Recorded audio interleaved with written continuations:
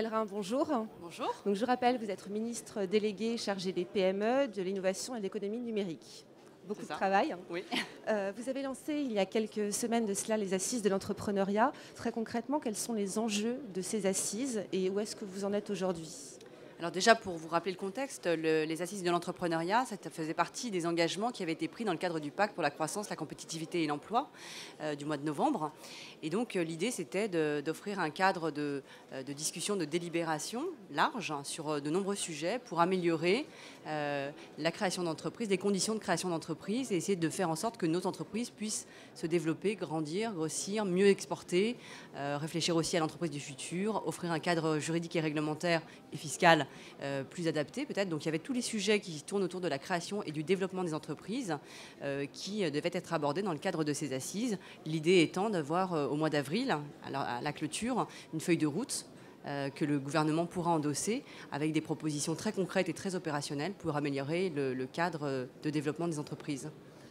C'est un petit peu tôt, effectivement, pour rentrer dans le détail de ces mesures. Est-ce qu'il y a des choses quand même qui ressortent sur l'accompagnement, sur le financement ? Est-ce que vous pouvez nous en dire un petit peu ? Alors on a essayé de constituer 9 groupes de travail. Il y a 300 personnes qui travaillent au sein de ces groupes de travail. On a essayé de les constituer pour faire en sorte de couvrir l'ensemble des problématiques qui aujourd'hui se posent aux entrepreneurs, depuis leur naissance jusqu'à leur entrée en bourse, par exemple, ou pour essayer d'évoquer toutes les problématiques. Et donc, vous avez raison, il y a déjà des premières pistes de réflexion sur le financement, par exemple.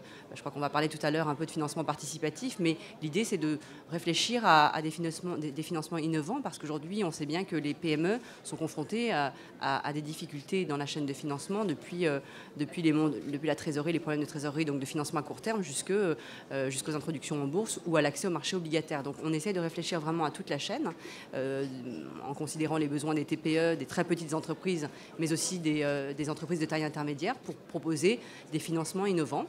Donc il y a cette première piste-là. Il y a aussi bien sûr une réflexion sur l'environnement juridique et fiscal. Moi, il y a quelque chose qui me perturbe beaucoup, c'est que nos entreprises en France ont du mal à avoir une seconde chance. C'est-à-dire qu'un entrepreneur qui a créé son entreprise et qui n'a pas réussi parce que le cycle économique n'était pas favorable, par exemple, a beaucoup de mal à recréer une deuxième fois une activité, alors que dans d'autres pays, on voit que le cadre est peut-être plus favorable au rebond. Donc on aimerait bien travailler sur ce sujet-là. Et puis après, il y a plein d'autres sujets comme faciliter l'accès des publics qui sont éloignés de la création d'entreprise à la création d'entreprise. Je pense aux femmes, je pense aux jeunes des quartiers classés en politique de la ville, je pense aux seniors, je pense aux gens qui sont salariés, l'intrapreneuriat. Donc on réfléchit à l'ensemble de ces sujets et j'espère qu'on aura des propositions opérationnelles qui vont permettre d'améliorer le cadre de développement de nos entreprises. Alors, on l'a vu en fait au début de votre mandat, vous avez été particulièrement actif sur l'économie numérique, vous l'êtes encore, mais on a un petit peu la sensation que vous reprenez la main, vous, d'autres ministres, sur l'entrepreneuriat. Il y avait urgence à clore un peu la séquence des pigeons. Il y a une envie d'être proche des entrepreneurs. Moi, j'ai essayé vraiment dès le début, dès ma prise de fonction, d'avoir un dialogue avec les entrepreneurs et je vais vraiment mis un point d'honneur à rencontrer beaucoup d'entrepreneurs, des représentants des organisations professionnelles et aussi des représentants de différentes professions. Donc j'ai vraiment engagé ce dialogue dès le début. Après, c'est vrai que l'épisode du projet de loi de finances a sans doute rendu plus nécessaire d'approfondir ce dialogue, de le maintenir en tout cas et de le poursuivre. Je pense qu'il s'est vraiment engagé au moment de la discussion du projet de loi de finances. Je sais que le gouvernement a pu être critiqué par certains sur le fait que nous avions entre guillemets reculé. Je pense que nous n'avons pas reculé, nous avons juste engagé une discussion et avancé au contraire en direction des entreprises pour répondre à une demande qui nous était faite. Donc je crois que c'est une poursuite de ce dialogue et les assises de l'entrepreneuriat que le Premier ministre m'a demandé de coordonner, c'est vraiment la volonté d'engager ce dialogue qui doit être un dialogue permanent avec les entreprises pour que notre cadre juridique et réglementaire soit tout entier orienté vers la priorité du gouvernement qui est la création d'emplois.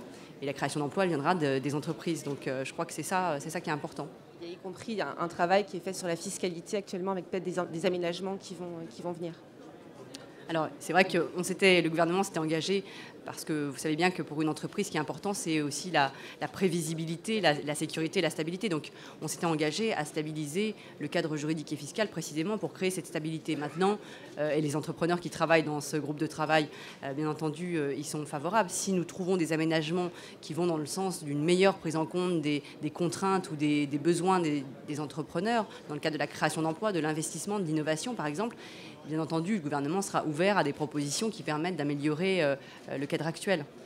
Dernière question, il y a une tendance qui émerge depuis 2 ans environ, les plateformes de financement participatif, le crowdfunding, le financement par la foule. Ça marche bien, mais il y a encore des lourdeurs réglementaires pour ces sites. Est-ce que vous réfléchissez à des pistes d'amélioration pour fluidifier un petit peu ce fonctionnement ? Oui, alors c'est vrai que c'est quelque chose qui marche bien, par exemple dans la musique, hein, avec l'entreprise My Major Company. Il y a d'autres aussi plateformes de financement qui sont dans d'autres secteurs. Mais la collecte est très très faible en France. Hein.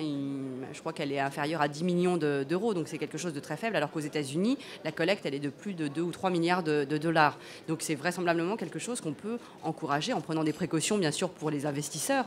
Mais à l'évidence, le cadre financier qui s'applique au crowdfunding, qui est le cadre financier qui s'applique aux institutions financières, ou aux organismes qui collectent l'épargne, n'est pas adaptée parce qu'elle est plus lourde, elle est trop contraignante, elle demande à ces plateformes d'avoir un certain nombre d'exigences vis-à-vis des personnes qui souhaitent investir en matière de lutte contre le blanchiment, d'identification des investisseurs. Donc toutes ces contraintes aujourd'hui ne sont pas du tout adaptées à ces mécanismes de financement participatif. Et donc j'ai souhaité que dans le cadre des assises, mes services et les membres du groupe de travail essayent de faire des propositions pour simplifier et fluidifier, comme vous le disiez, le recours à ce type de financement en protégeant bien évidemment les personnes qui souhaiteront mettre de l'argent dans des plateformes de crowdfunding, car c'est important de protéger aussi l'épargne. Merci beaucoup, Madame la Ministre.